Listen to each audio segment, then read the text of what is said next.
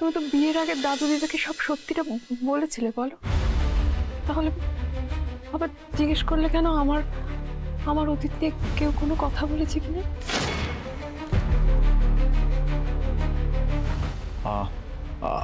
আমি তোকে কিছুদিন ধরে বলবো বলে ভাবছিলাম আর কি। আসলে জোনাকি, সেদিন একদিকে যখন তোর বিয়ে হচ্ছিল তখন তখন আরেকটা দিকে আমার চোখের সামনে তোর একটা উজ্জ্বল ভবিষ্যতের ছবি আমার চোখের উপর বারবার ফুটে উঠছিল, জানিস, তোর একটা হাসি মুখের ছবি। আমি বারবার এটা দেখতে পাচ্ছিলাম জোনাকি, যে এত যন্ত্রণা, এত কষ্ট, এত দুঃখ সহ্য করার পর আলটিমেটলি তুই খানিকটা হলো একটু সুখের মুখ দেখেছিস জোনাকি। তোর ঘর হয়েছে জোনাকি, তোর বড় হয়েছে, তুই একটা সুখী পরিবার পেয়েছিস, একজন ভালোবাসার মানুষকে তুই পেয়েছিস জোনাকি। আমি কিছুতেই তোর এই খুশির ছবি, এই হাসির ছবিটা নষ্ট হয়ে যাক সেটা চাইনি। আর জোনাকি, তুই তো চিরকালই একটা পরিবার চেয়েছিলিস, বল। আর এত কষ্ট স্বীকার করার পর আলটিমেটলি যখন তুই সত্যি সেই পরিবারটা পেলি, তখন একটা সত্যি সে সবকিছুকে ছাড়খাড় করে দেবে, এটা আমি চাইনি জোনাকি, এটা আমি চাইনি। কি বলছো জেলা কাকা? আমি কিছু বুঝতে পারছি না, বলো না। তুমি দাদু দিদাকে সব সত্যিটা বলেছিলে তো গো? ও জেলা কাকা, তুমি দাদু দিদাকে সব সত্যিটা বলেছিলে তো, বলো। জোনাকি, আমি সেদিন মেসোমশাইকে বলেছিলাম যে তুই অনাথ। আমি সেদিন মেসোমশাইকে বলেছিলাম যে তুই অনাথ।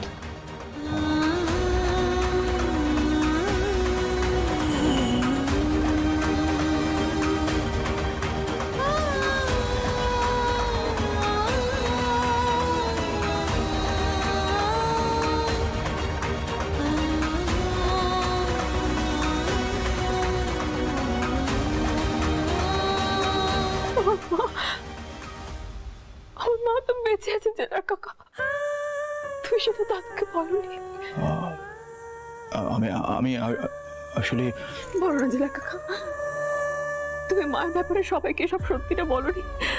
বলো না জেলা কাকা, বলো। আমি তোর মায়ের ব্যাপারে কাউকে কিচ্ছু বলিনি জোনাকি। আসলে জোনাকি, এটা এমন একটা নির্মম সত্যি, এই সত্যিটা যদি সেদিন দাঁড়িয়ে আমি সবার সামনে বলতাম তাহলে তোর জীবনটা নষ্ট হয়ে যেত জোনাকি, তোর বিয়েটা ভেঙে যেত, এবং সেটা যদি হতো তাহলে সারাটা জীবনও আমি নিজেকে ক্ষমা করতে পারতাম না।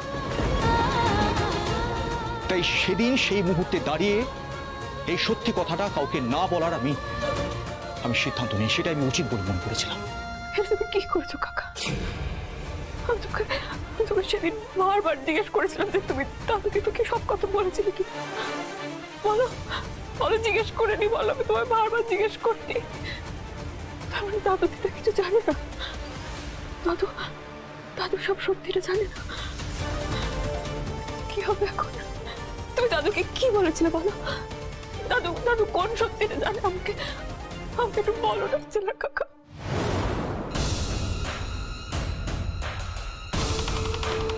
আপনজন বলতে ও কেউ নেই। একটা সময় ও কাকার বাড়িতে ছিল, কিন্তু সেই কাকা ওকে বাড়ি থেকে বের করে দেয়। তুমি কি করলে জেলা কাকা? কি করলে? কেন করলে এটা? তুমি শুধু আমার মুহূর্তের ভালো থাকাটুকু দেখলে? সব সত্যিটা যখন সবার সামনে আসবে তখন একবারও ভাবলে না যে কি হবে? সব শেষ হয়ে যাবে জেলা কাকা। নাতিবাবু একদম মিথ্যে সহ্য করতে পারে না। নাতিবাবু ভাববে যে আমি ছলটা তৈরি করে ওনার জীবনে এসেছি, সবাইকে সত্যিটা বলতে বারণ করেছি। তুমি একবারও ভাবলে না যে যেদিন দাদু দিদা সবকিছু জানতে পারবে সেদিন কি ভাববে? আমার উপর সব বিশ্বাস ভরসা সব ভেঙে চুরমার হয়ে যাবে জেলার কাকা। ভাবে আমি বিশ্বাসঘাতক। তুমি সর্বনাশ কেন করলে জেলার কাকা? তুমি কেন সবকিছু বিয়ের আগে বললি না? না আমায় তুই ক্ষমা করে দিয়েছো নাকি? আমি আসলে তুই যে কথাগুলো বলছিলিস সেদিন সেই মুহূর্তে দাঁড়িয়ে আমি এই কথাগুলো ভাবিনি রে। ভালো করে ভেবে দেখ জোনাকি, সে অর্থে বলতে গেলে আমি কিন্তু ভুল কিছু বলিনি, আমি ঠিকই বলেছি। ভালো করে তাকিয়ে দেখ তোর মায়ের দিকে। তোর মা তো তোকে চিনেও চিনতে পারে না জোনাকি। সে অর্থে বলতে গেলে তুই তো সত্যি অনাথ। সেদিন আমার মাথায় শুধু একটাই কথা ঘুরছিল, যেন যেন জ্যাঠামশাই আর ধ্রুবর হাতটা তোর মাথার উপর থাকে, তুই যেন একটা নিশ্চিন্ত আশ্রয় পাস, নাকি তুই যেন একটা স্থায়ী ঠিকানা পাস, এইটুকু। তুই বুঝতে পারছো না জেলা কাকা, মা আমায় জেনে না সেটা অন্য বিষয়, কিন্তু কিন্তু আমার মা বেঁচে আছে জেলা কাকা। আমার নিজের সুখের জন্য আমি মাকে কোনোদিনও এড়িয়ে যেতে পারবো না জেলা কাকা। মা ছাড়া আমার আর কে আছে বলো? মা আমাকে চিনতে পারুক না পারুক, আমি মাকে ভুলে যেতে পারি না জেলার কাকা, পারি না। এখন কি করবো,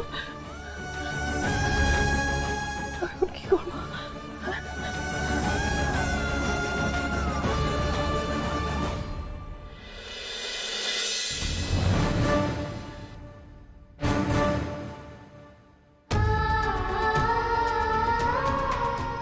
আমি সেদিন মেসমশাইকে বলেছিলাম যে তুই অনাথ। সেদিন আমার মাথায় শুধু একটাই কথা ঘুরছিল, যেন যেন জ্যাঠামশাই আর ধ্রুবর হাতটা তোর মাথার উপর থাকে, তুই যেন একটা নিশ্চিন্ত আশ্রয় পাস, নাকি? না না, নাতিবাবুকে আমি ঠকাতে পারবো না, কোনো মিথ্যের আশ্রয় আমি বাঁচতে পারবো না মা চণ্ডী। সব সত্যি আমি এক্ষুনি গিয়ে জানিয়ে দেবো, তারপর যা হওয়ার হবে। এতদিন না জেনে মিথ্যেটাকে বয়ে নিয়ে বেরিয়েছি, কিন্তু কিন্তু আর নয়, কিছুতেই নয়।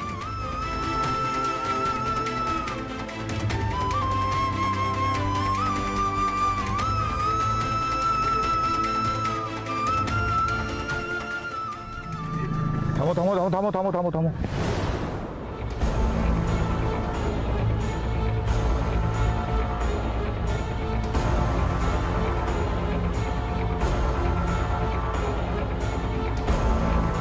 জোনাকি বিশ্বাস না? হ্যাঁ স্যার, তাই তো দেখলাম। এইখানে এইভাবে হেঁটে হেঁটে যাচ্ছে কোথায়?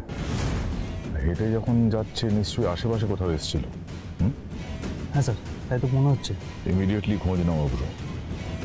মেয়েটা নতুন করে কোনো ঝামেলা পাকানোর আগে মেয়েটার উপর নজর রাখতে হবে। হ্যাঁ স্যার, আমি দেখছি, খবর নিচ্ছি স্যার। নাতিবাবু, নাতিবাবু, আমার আমার আপনার সাথে খুব জরুরি কিছু কথা আছে নাতিবাবু। না না না না না না নাতিবাবু, না না, আমার আমার আমার আপনার সাথে দরকারটা এতটাই জরুরি যে আমি আপনার পথটা আটকাতে বাধ্য হলাম নাতিবাবু। আমার ভাইয়া তাড়াতাড়ি বাইরে চল, দেখবি কি হয়েছে। কেন, কি হয়েছে? এত কি? আরে তুই তাড়াতাড়ি চল না। মা বাবা কোথায় তোমরা? দাদু ঠাম্মি তাড়াতাড়ি নিচে এসো।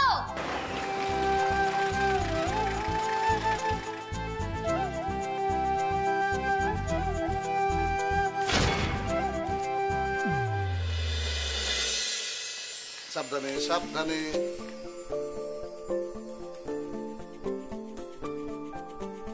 এখানেই ছিল রোদের ঠিকানা, পুবের দুয়ার খোলা। ব্যস্ত দিনের আসা যাওয়া মাঝে হুল্লোড় হাসি খেলা। হারানো সেদিন স্মৃতিতে রঙিন এখনো দেয় যে দেখা। থেমে গেছে গান সেই কলতান, সন্ধ্যা প্রদীপ একা। তবু আশা জোনাকি স্বপ্নের আনে থেকে মনে মনে জোনাকি বিশ্বাস, এসব কি হচ্ছে? আবারও আগের মতো হবে কি বাড়ি? মিত্তির বাড়ি, মিত্তির বাড়ি, মিত্তির বাড়ি, মিত্তির বাড়ি, মিত্তির বাড়ি। কি হলো বলো তো মা, মানে সবকিছু নিয়ে তোমরা হঠাৎ এখানে চলে আসলে, মানে কোয়াইট সারপ্রাইজিং। আরে এটা তো সারপ্রাইজই ছিল। আমি তো প্রথম থেকেই জানতাম মা বাবা সবাই মিলে এখানে আসবে। ইচ্ছা করেই তোকে বলিনি, তোকে সারপ্রাইজ দেবো বলে। শখ হলি কিনা বল? অ্যাকচুয়ালি অস্ট্রাক একদম। আমরা এবার থেকে কিন্তু সকলে মিলে এই বাড়িতেই থাকবো।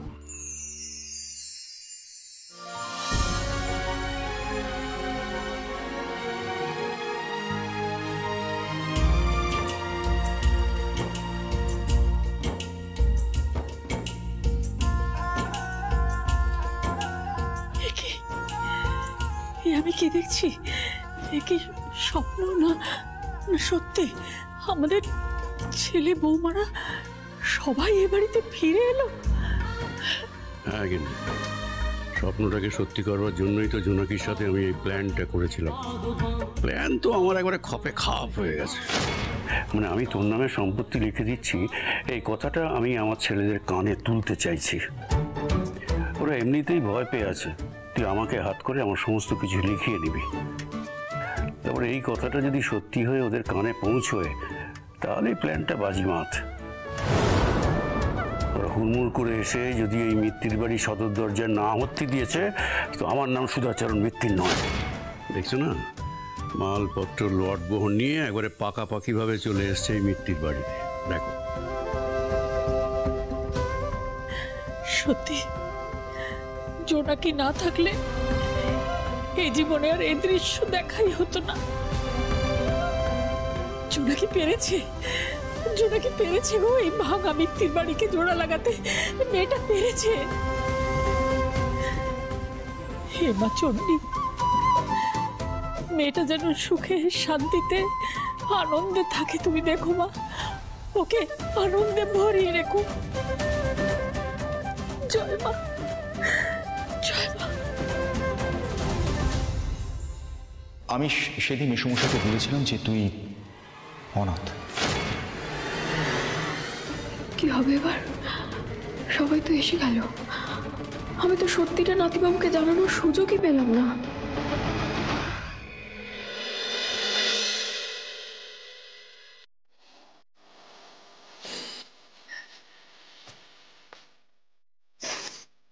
ওহ গিন্নি, ছেলেদের জন্য এত আবেগ দেখিয়ে কোনো কাজ নেই।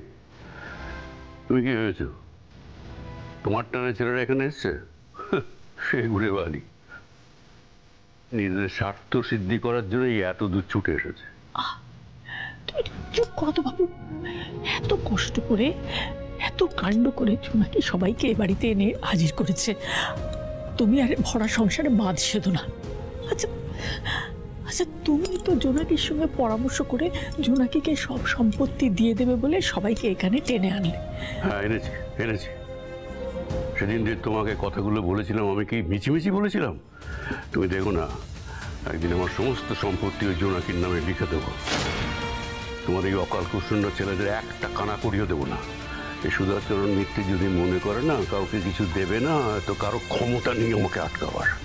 এইসব বলে তুমি এখন অশান্তি করবে নাকি?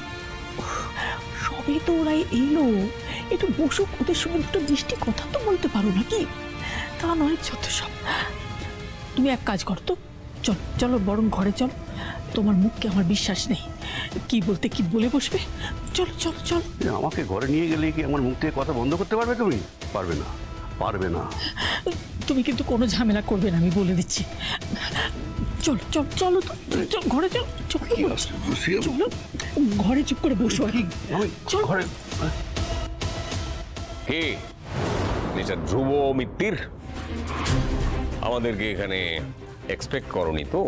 মানে সেটাই তো স্বাভাবিক, হঠাৎ সবাই মালপত্র নিয়ে এখানে হাজির। মানে প্ল্যানটা কি একটু জানলে ভালো হতো। প্ল্যান তো আমরা করিনি, করা হয়েছে এই বাড়ি থেকে। আমরা এখানে এসেছি সেই সর্বনাশ আটকাতে। ওরে বাবা, কেমন সর্বনাশ বলুন তো? এই তো সর্বনাশের কারণ নিজে এখানে দাঁড়িয়ে আছে। আচ্ছা, তুমি কি জানো তোমার দাদুর কাছ থেকে এই মেয়েটা এই বাড়ি সম্পত্তি সমস্ত কিছু নিজের নামে লিখিয়ে নেবার প্ল্যান করেছে? না মানে সেসব তো আমি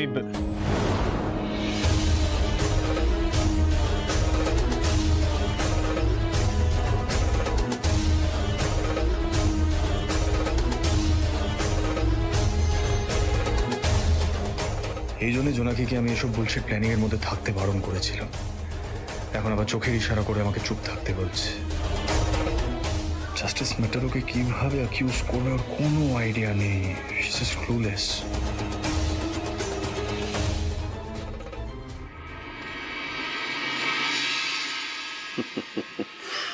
দেখেছো শালাবাবু, সবাই কিরকম চিড়বিড়িয়ে উঠেছে।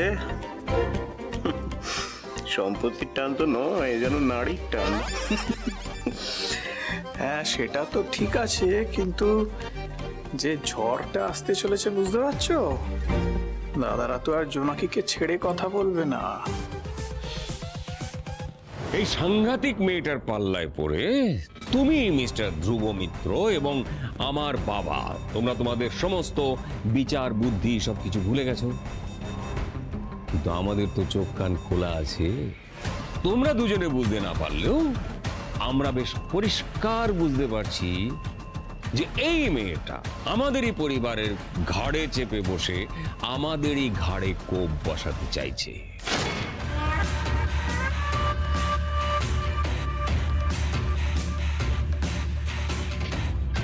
নিজের আখের গোছানোর জন্য আটঘাট বেঁধে নেমেছে।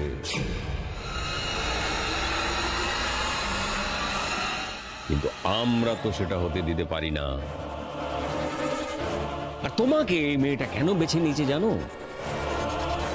না না না না না, আমার বাবা মার কথা রাখার জন্য নয়। তোমাকে বেছে নিয়েছে ও নিজের ক্যারিয়ারটাকে সিকিউর করার জন্য,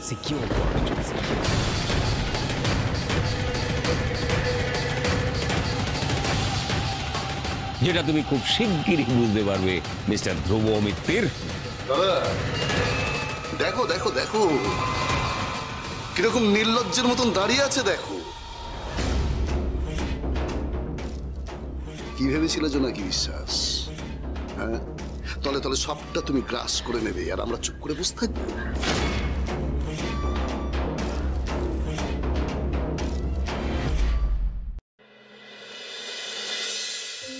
মা চণ্ডী, আমি জানতাম এই দিনটা আসবে। একদিক দিয়ে ভালোই হয়েছে নাতিবাবু কাল রাত থেকে আমার উপর রেগে রয়েছেন, না হলে উনি আবার বাবা কাকাদের সাথে কথা কাটাকাটিতে জড়াতেন। ঠিক বলতেন জোনাকিকে আমি না, তোমরা চিনতে পারোনি। আমি এ অপবাদ সহ্য করতে তৈরি মা। জাস্টিস অজয় মেটা, আপনি জোনাকি বিশ্বাসকে কতটা চেনেন না চেনেন তা আমার জানা নেই, তবে আমি যদ্দূর জোনাকি বিশ্বাসকে চিনি, কারোর ঘাড়ে চেপে খাওয়ার মতন মেয়েও নয়।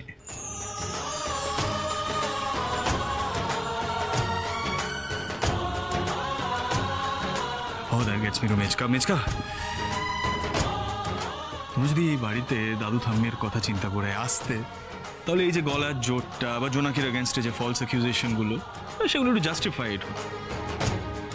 তবে তোমরা সেটা করোনি। তোমরা সবাই এই বাড়িতে কেন এসছো? নিজেদের স্বার্থে।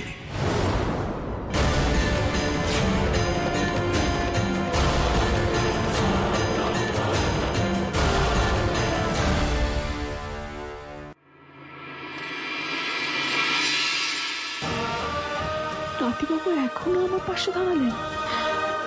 কাল রাতের ওই ঘটনার পরে উনি আমার সম্মান নষ্ট হতে দিলেন না। সাথী, তুমি শুধু শুধু টেনশন করছিলে, দেখলে তো ভাইপো কিন্তু ওর বউয়ের পাশেই দাঁড়িয়েছে। দেখতে তো পাচ্ছি, খুব ভালো লাগছে জানো তো। এভাবে যদি ওরা একে অপরের পাশে সবসময় থাকে না, দেখবে সব বাধা পার করে ফেলবে। এই যে ধ্রুব মিত্তির, তুমি যে এত বড় বড় কথা বলছো, তোমার কি মনে হয় আমরা মিথ্যে কথা বলছি? তাহলে তোমার পিসে মশাইকে জিজ্ঞেস করো। আরে কোথায় গেলে? এই তো আনন্দদা এখানে দাঁড়িয়ে আছো কেন? বলো, আরে বলো, সত্যিটা বলো। তুমি সেদিন আমাদের বাড়িতে গিয়ে কি বলেছিলে? বলেছিলে না যে বাবা উকিলকে দিয়ে উইল করাতে চাইছেন? বলেছিলে। তুমি বলেছিলে না যে জোনাকিকে সমস্ত কিছু দিয়ে দেবার প্ল্যান করছে? বলো, বলেছিলে না? বলেছিলাম তো, বলেছিলাম। কি জোনাকি বিশ্বাস, চুপ করে আছো যে? সেদিন তো অনেক বড় বড় কথা বলেছি। আলটিমেটলি সম্পত্তির লোকটাই বড় হয়ে দেখা দিল, তাই না? তুমি না বলেছিলে যে তোমার উদ্দেশ্য এই পরিবারটাকে এক করা? তোমার উদ্দেশ্য তো দেখতে পাচ্ছি পরিবারে ভাঙনের মধ্যে দিয়ে বাড়িটাকে হাতিয়ে নি, বাড়িটাকে হাতিয়ে নি, বাড়িটাকে হাতিয়ে নি।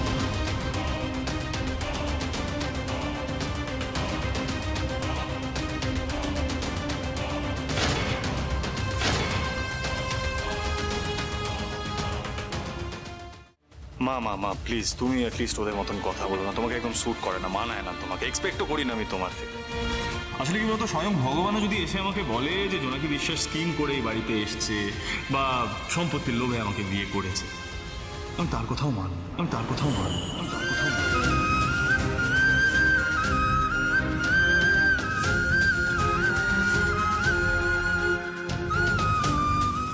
কারণ আমি জানি জোনাকি বিশ্বাস একজন খাঁটি মানুষ। He is totally honest.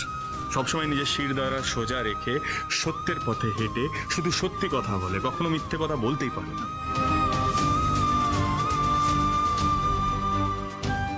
এবং একটা জিনিস কি জানো তো মা, জোনাকি বিশ্বাসের সম্বন্ধে যে যাই বলুক না কেন, আই নো জোনাকি বিশ্বাস একজন অনেস্ট মানুষ।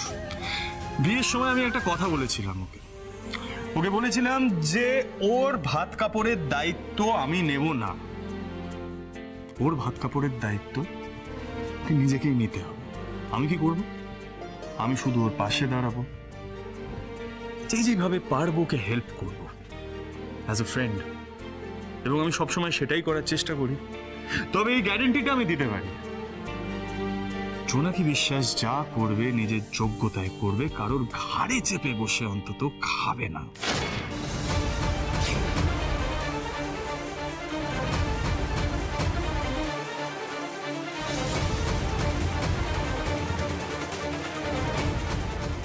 Have I made myself clear to everybody? কি বলতে চাইছো তুমি? আরে যার শিক্ষাগত যোগ্যতা কি তারই কোনো ঠিক নেই, সে নিজের পায়ে দাঁড়াবে। হাসালে হাসালে।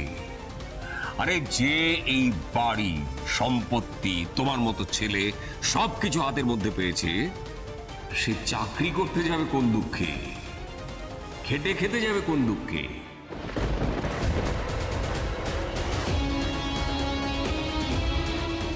আর চাকরিটা তো হাতের মোয়া নয় যে কেউ একটা এনে সেটা ওর হাতে ধরিয়ে দেবে।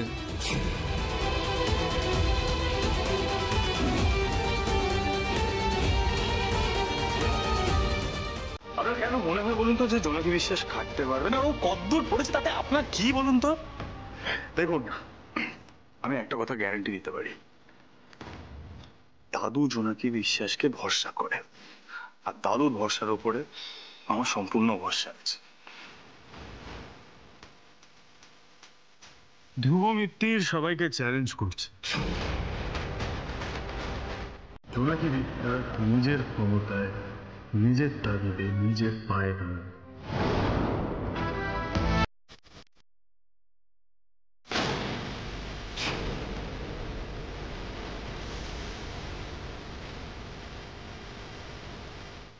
কারোর কোনো দয়া ওর লাগবে।